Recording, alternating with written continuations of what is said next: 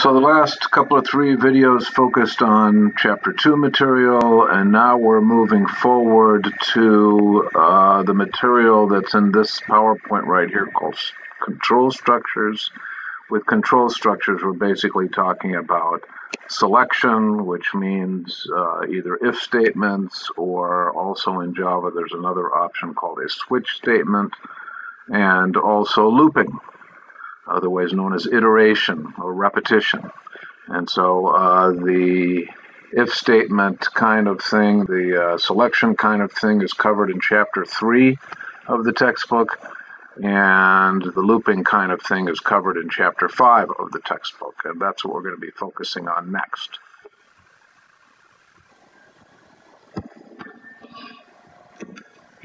So when we're going to be talking about this sort of thing, we're going to be making decisions.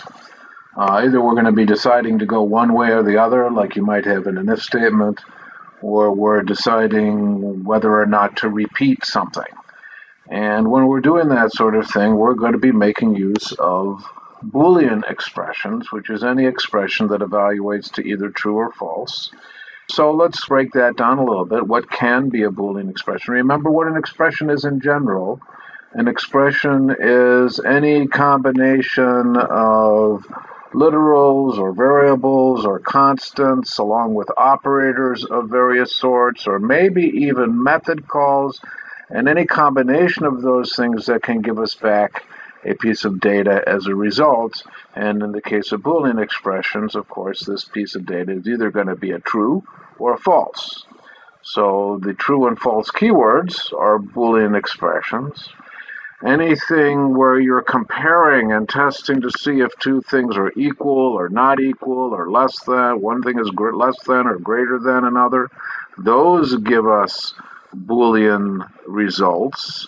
We can combine Boolean results together using logical operations, as you can see here, and, or, not, and if you recall, there was this thing called exclusive or, as I said before, sometimes the return value of a method, which we'll talk more about later, can also be giving us back a Boolean value. So control statements will make use of these Boolean values, and there's going to be 2 different kind of control statements that we're going to look at from Chapter 3. Probably the one that you'll use most frequently is an if statement, but sometimes it's nice to use a switch statement. It can be a little, at times it might be a little simpler to work with a switch statement rather than an if statement. And there are some things you can do with an if that you might not be able to do with a switch, and there might be some things you can do with a switch that you might not be able to do with an if as well, and we'll look at some of those things. So we're going to spend a good amount of time on that. Probably this particular video is going to focus on the if and the switch, which is from Chapter 3, and then we'll probably break and then have another video that will cover the looping. And the looping, there's 3 kinds of looping. There's top-tested loops. This is a while loop. There's a bottom-tested loop that begins with a do, and then at the bottom of the loop it has a while. And then there's what are often called enumerated loops, for loops, where you can decide I want to loop some X number of times. And later we'll even see that we can loop through a collection, like looping through an array. If you took the Python class, then you would have done something a little bit similar at some point where you were looping through a list, and we'll be discussing that later when we actually talk about arrays. But at least when in their initial phases, we won't really be looping through collections to begin with, but we'll get to it. So here is an overall structure of a simple if statement. You will notice you'll have the word if. This is a keyword of the language. You'll find it in the Appendix A of your textbook. Lowercase I, lowercase f. Remember, Java is a case-sensitive language in that respect. And then within parentheses, and you didn't have parentheses in Python, so keep in mind this is a little bit different. Within parentheses, you're going to have some kind of a Boolean expression. And then you will have, in this case, there's a single statement that would execute conditional on that expression. So this statement right here is only going to execute if the Boolean expression is true, and if the Boolean expression is false, then this statement will be skipped. Here is a scenario where you might want to execute several statements conditional on the Boolean expression. And if you're going to do that, you're going to have to enclose those statements in the curly Q braces and make a block out of it. So above here, if we don't have the curly Q braces, you can only have one statement that's executing conditional on that Boolean expression. If I had another statement right under it, that would execute regardless of the Boolean expression. Even if I had it indented, by the way. Indentation does not guarantee what it guarantees in Python. In Python, you have to indent with your control structures. In Java, there's nothing preventing you from not indenting, except that it would not be as easy to read your code, so it's important to indent, but it's not syntactically imposed on you to indent. So in this case, without the curly braces, you would have just the one statement executing. If you want multiple statements to execute conditional on the Boolean expression, then you will enclose them in these curly braces and make a block out of it. And remember, we were talking earlier that oftentimes you're going to have blocks nested inside of blocks, nested inside of blocks. And here's a case where you have a block of statements. I would like to point out again that although syntactically you don't have to be doing indentation, the fact of doing the indentation will make this easier to read. In other words, seeing these statements indented from the if statement makes it apparent to the reader of the code that these are intended to be subordinate to this Boolean expression, conditional on that Boolean expression. I assume you probably learned a little bit about flowcharts in your previous programming class. Flowcharts are nice little ways of depicting the program logic. So what we saw here, we can see expressed pictorially here, where we have a test. And typically in a flowchart, this decision point right here is depicted with a diamond. And if that test is true, then we're going to execute the statement. And if it's false, we're going to skip the statement and move on to later statements. That was my annoying dog. I'm sure you're going to hear her again from time to time. By the way, the rectangular box in a flowchart basically indicates either a single statement or a sequence of statements, one following the other.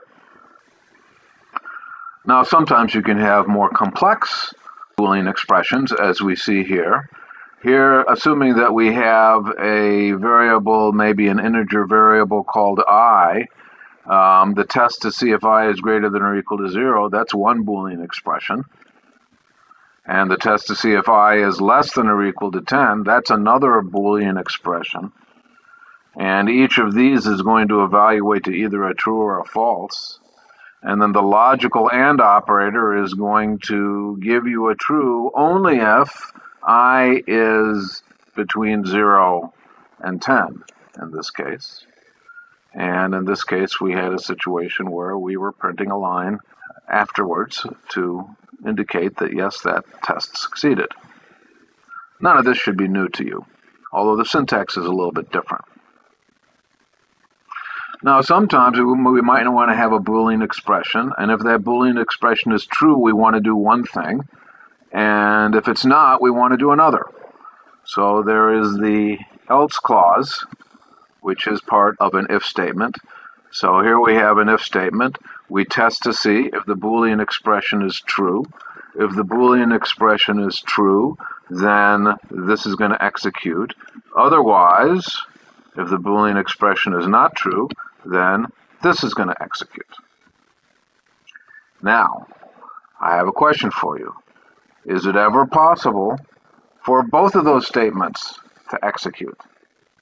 Or, alternatively, for neither of those statements to execute? And I'll give you a second to think about that.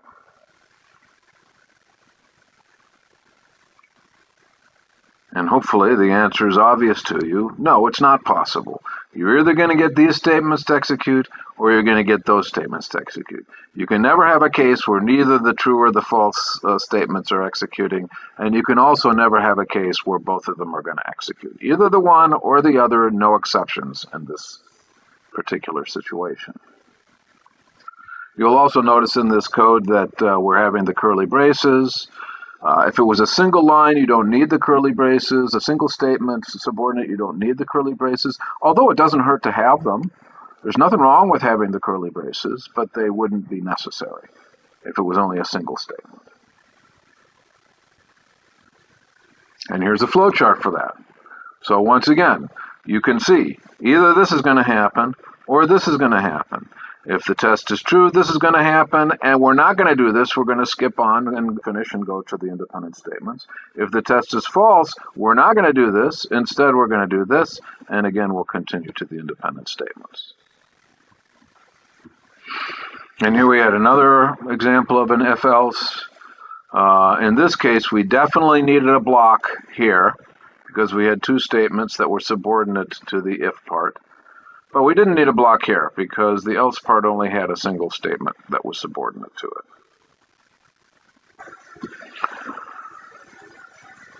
Now in your textbook they have something that's a little bit similar to this. This is not exactly the same as what you see in your textbook, but this is to illustrate a couple of things. First of all, we are going to be doing nesting, where we're nesting one if statement inside another perhaps, or even nesting loops or things of that nature. We're going to be doing a lot of that as we progress through the course this semester. And here we have some nesting taking place here, where we have an if statement. If the condition is true, we're going to do something. Otherwise, we're going to do a bunch of other stuff, and that other stuff is really one other big Mongo if statement, if and an else here. And so you can see the indentation taking place here. And even within the else, we have another little bit of an indentation taking place. And this is correct. However, it's probably not something you would have done in Python. In Python, you would have probably used something called ELIF, else if. There's actually a clause called else if in Python. Also in Visual Basic, there is really no such clause, no such keyword, else if or elif or anything like that. There's just ifs and there's elses, and there's really nothing else in an if statement. However, nevertheless, for readability purposes, it's probably better and more easy to understand in this situation because these are if, else if kinds of scenarios. And so it's probably better to understand with this kind of indentation rather than this kind of indentation right here in this particular scenario. So really what's happening here is if number of years is 7, this is what my annual interest rate is. If it's not, I'm going to test to see if it's 15. If it is, then that's going to be what my annual interest rate is, 8.5. If that's not the case, then we'll go to the next test. So if we've gotten to this test right here, then that means this test has failed, and also this test has failed. And finally, we're going to do this test right here. If number of years is equal to 30, then that's where I'm going to set my annual interest rate. And if I don't have any of those scenarios, that's the default condition, if you will, and that's then when we'll have the final situation. So this is an if, else kind of scenario. And if we want to look at the flowchart of that, it would look something like this. So if the first test is true, then we do whatever the statements are that are subordinate to that, and we skip everything else. So to get back to the code, if the first test was true, I would have set my annual interest rate to 7.25, and then I'm done with it. I go all the way to the end. I'm not doing any other tests at all. So that's what we're seeing in this flowchart. If the first test is true, I'm doing this, and that's it. That's the end of it. If the first test is false, then I have a second test. If that test is true, then I'm going to do things subordinate to that, and I'm going to skip everything else as well and go all the way to the end. And that's the kind of thing that we're seeing here. So either we're going to just test this, and that succeeds, and we skip everything, or if this fails, then we'll test this, and if that succeeds, then we'll do this particular statement, and then we'll skip everything, and so on. Now this is another scenario. We have an if statement with a Boolean expression, and if that expression is true, we've got this one big if statement that will execute if that expression is true. You might ask yourself, why don't I have to have curly braces here? Why don't I have to have a curly brace here and a curly brace at the end? Because it certainly looks like we got multiple statements here, but it's really not the case. Subordinate to this top if statement is just one other if statement. So again, nothing wrong with putting the curly braces, but you didn't really need them here. Now, let's take a look at the logic here. If this expression is true, we're going to test to see if the second expression is true. And if that test succeeds, we're going to do statement 1. And if that test fails, we're going to do statement 2. So let me say it again. If the Boolean expression 1 succeeds, then we're going and we're doing this stuff. If it fails, we're just not doing anything. So, here's the scenario. Is it possible for neither statement 1 or statement 2 to execute? And in this case, the answer is yes, because if Boolean expression 1 is false, we're skipping all the way to the end. Now, if Boolean expression is true, then we do drop into the subordinate statement. And here's where we're testing is Boolean expression 2 true. And if it is true, then statement 1 is going to execute. And if it is false, then statement 2 is going to execute. So in this scenario, it's possible for neither of them to execute. Because if Boolean expression 1 is false, we're not even going to do this test. However, it's not possible for both of them to execute. Because if Boolean expression 1 is true, then either statement 1 is going to execute or statement 2 is going to execute, but you can't have both of them executing. Notice again, we only had one else here, so how do we know what this else belongs to? Well, the else is going to belong to the most recent if within its block. And keep that in mind, within its block. And here's the flowchart for the previous scenario. If the test 1 failed, we didn't do anything. We didn't do either one of these. If it succeeded, then we did another test. And if that test succeeded, we did this, then we were done. If it failed, we did this, and then we were done. So if Boolean test 1 fails, we're not doing either of these. Otherwise, we're going to do one of them or the other, but not both. So here we have a statement that looks a lot like the other one. Let's kind of look at this. Here we've got a Boolean expression 1, we have a Boolean expression 2, we have a statement 1, we have a statement 2. We had basically the same thing here. But there's an important difference.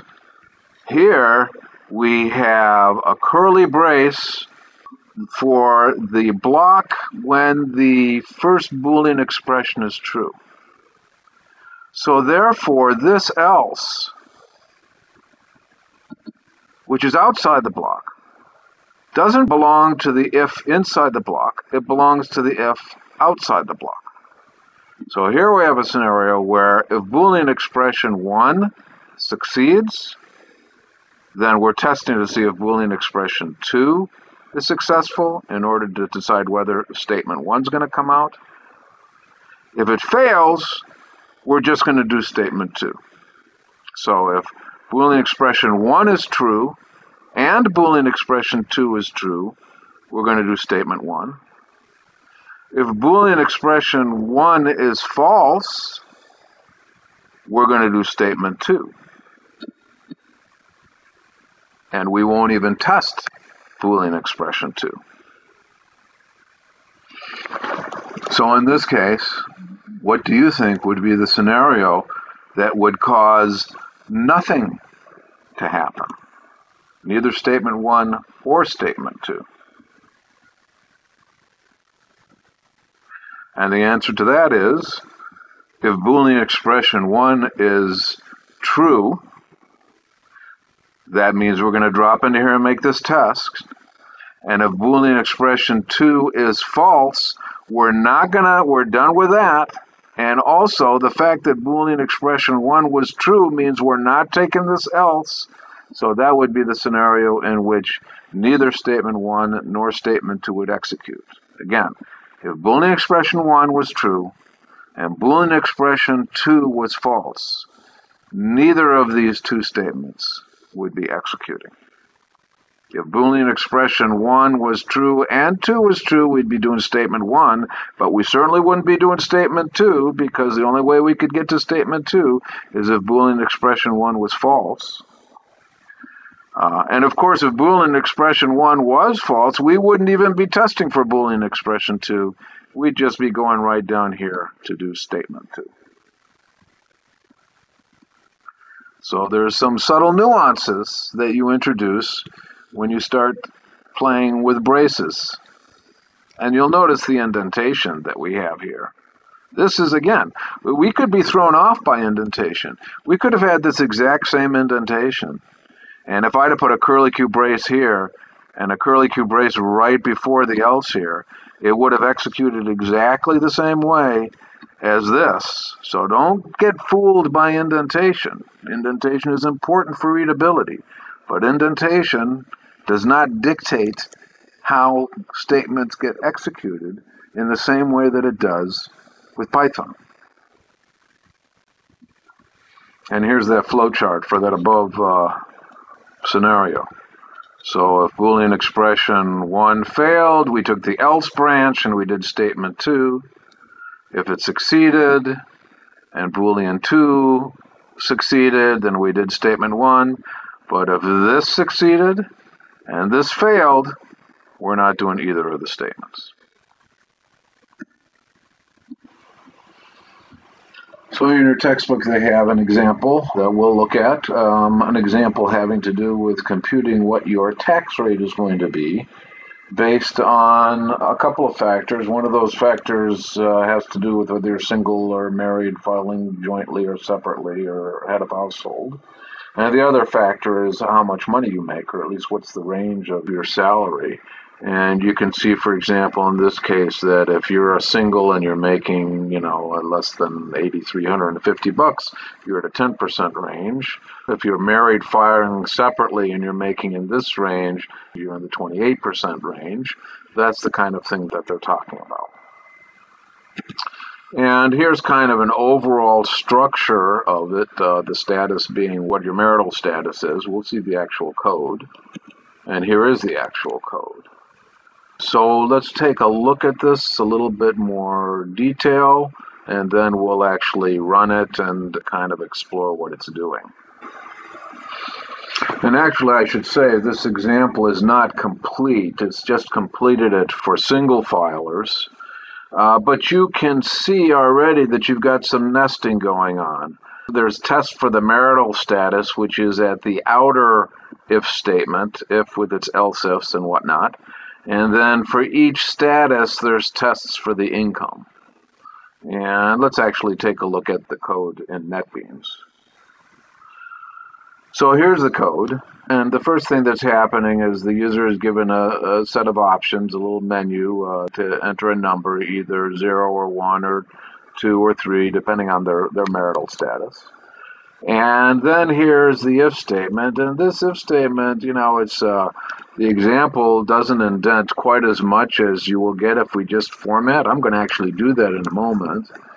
Notice nice about NetBeans. If I want to see where does this curly brace end, and I put my cursor right there, and at the end, here's the end of the curly brace right there. And where does this curly brace end? That ends there. So you can see that for the other marital statuses, it hasn't really filled in the details. I guess that's left as an exercise for you to do. But for this one, it fleshes it out completely. So for single filers, less than 8350, 10%, less than 33,950, between 8350 and 33,950, using this formula right here to calculate it. Let's take a look at the decision table again to see that. The decision table isn't explicitly saying it, but you know what's happening here is the first $8,350 of your salary is being taxed at the 10% range, and then the remainder is being taxed at the 15% range. And let's take a look at that in the code.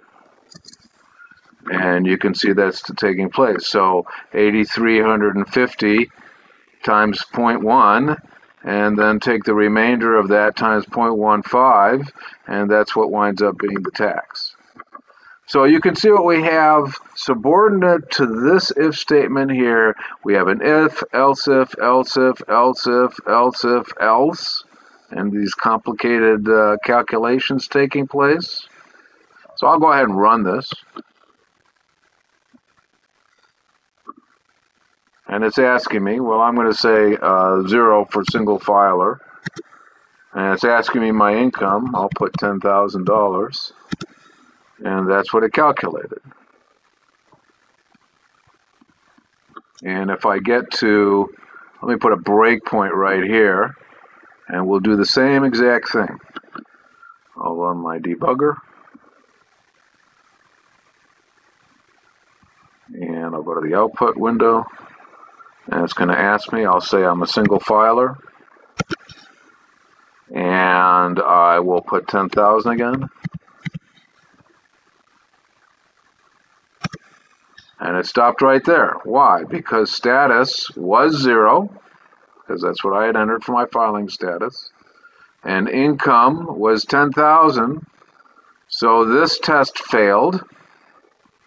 And this test succeeded. And if I want to see that this test succeeded, I'm going to go ahead and highlight that Boolean expression, and it comes out to true. And you can see status equals 0 also comes out to true. If I had been asking the question, is status equal to 1? Obviously that's false. So you can see the debugger being rather useful in allowing you to look at not just the values of variables, which you can see. We can see what the values of our variables are here, but also even looking at expressions. If I want to take a look at 8350 times 0.1, that's that value, 835 bucks. What is income minus 8350? That's that value. Multiply that whole thing by 0.15. That's that value. And then we add them together, and that's why we come out with the output that we're going to come out with, which is this. Now, let's look at this code. Yeah, you have indentation. It's might not be as easily readable as it could be. And remember what I told you, you can actually, if you want to, just let NetBeans do some formatting for you. I'm going to do that. I'm going to right-click here in the editor, and I'm going to say Format. And now, notice what happened with the formatting, that it's got it formatted a little bit differently here, and it actually has imposed some curly braces. So you have your options on how you want to format. And you also, remember, we talked about block styles and things of that nature in Chapter 2. And we can see the kind of block style that NetBeans is imposing by itself if you just leave it up to its own devices. So there's no excuse not to indent your code. Now, your textbook talks about a little bit of a shortcut that you can sometimes use instead of an if statement for certain circumstances. So here's a circumstance where, depending on a Boolean expression, I want to put one value or another value into a particular variable. And we could have an if statement that does that. If condition is true, I'm going to put 1 into that variable, otherwise I'm going to put -1 into that variable. But in either case, you're going to put something into a particular variable, that particular variable y. So if you wanted to have a little bit of a shortcut, you could do something like this. You could have an assignment operator, and then you can have this conditional test, And then you could have a question mark, and that question mark is for the true condition of the test. And then in that circumstance, a 1 would go into Y. And then the colon is for the else, which would be the false condition for the test. And then otherwise you would have this -1. Some people like to use these kind of shortcuts. I don't use them very much. It's an option. You know, there's lots of little tricks that you can do to shorten the amount of coding that you need to do under certain circumstances. So it's there, and they talk about it in the textbook. Now in Chapter 3, they also talk about something called a switch statement as an alternative to an if statement. And a switch statement basically allows you to specify what's called a switch expression. And this expression can be one of these types: char, byte, short, int, or string. So basically an integer type or a string or a single character. And then there will be cases for each of the specific values that you might be looking for. So if the switch expression has this value, this case will be executed. If it has this value, then this case is going to be executed, etc. Now notice that with each one of these, we're seeing a break statement. So the break is what's going to break you out of the switch. And most of the time you're going to want to have a break. But sometimes you want to have switch statements that don't have breaks, and we'll see why that might be a case. As it says here, without the break, control would fall to the next case. So in that situation, if the switch expression was value 1, and we didn't have a break, we'd do these statements, but then we'd keep going down here and keep doing these other statements as well. And so that's kind of an interesting little effect, and we'll see that. We'll play around with that a little bit too. Here's an example that they give in the textbook. This was the similar scenario to the compute tax, only this time is with your outer decision is being made with a switch statement instead of with an if statement. So if the status was 0 for single filers, then we would be doing the taxes for single filers, and the fact of the break means that we would go to the end. Otherwise, if it was 1, we would be doing the taxes for married filing jointly, and then because of the break, we would go to the end. Otherwise, it was 2, or it was 3, or etc. That's the sort of scenario. If you'd like to, you can try to replace the outer if with the switch and see what that does. And here's the flowchart that they give you for that. And here's a little exercise. If you'd like to, you can do that. If we were in class, I probably would take a little bit of time to do that as well. Notice, however, that you can not have breaks. So let's take a look at this scenario. So let's say the day of the week. Let's say the day of the week is supposed to be either Monday, Tuesday, Wednesday, Thursday, Friday, Saturday, or Sunday. So Sunday would be 0, and 1 would be Monday, and 2 would be Tuesday, and 3 would be Wednesday, etc. So day, in this case, would be an integer value. Say the user had gotten a prompt to enter what day is it and give a number 0 through 6. So if day was 1, I'm going to drop down. The first test was successful. And I'm just going to go ahead and keep going down to 2, 3, 4, 5. And at that point, I'm going to say it's a weekday. And at that point, I'm going to break. If day was 2, I would be dropping down because of no breaks to this as well. And then I would get a break. Same if day was 3. Same if day was 4. So this is not like an if day is 1, do one thing else. If day is 2, do another thing else. If day is 3, do another thing. That's not what's happening here. If day is 1, unless I had a break, and I didn't have a break here, I'm going to go down and execute all of these statements that would take place up until the break. Different behavior than with an if, else if sort of scenario. If day was not 1, or 2, or 3, or 4, or 5, the next case is 0. If it was, we'd drop down to 6 and print out the weekend. Or if it was 6, we would print out it was the weekend. So this would be a little bit different kind of if statement. Actually, if I was going to think of what would be the equivalent if statement, I would say something like this. I would have an if statement that says, if day is greater than or equal to 1 and day is less than or equal to 5, it's a weekday, else it's a weekend. Something of that nature might be what I would do instead of a switch statement. So this kind of also gives you an idea that there are multiple ways to accomplish the same task. And sometimes one way is a bit easier, and sometimes another way is a bit easier.